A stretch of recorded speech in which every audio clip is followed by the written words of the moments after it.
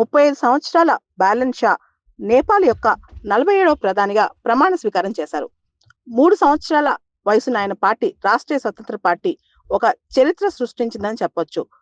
ఆయన ప్రత్యేకంగా చెప్పాలంటే మదేశీ లీడర్ అని కూడా మనం పేర్కొనవచ్చు. జెన్జీ ప్రొటెస్ట్ల తర్వాత నేపాల్లో ఇదొక వినూత్నమైన అంశం అని కూడా చెప్పొచ్చు.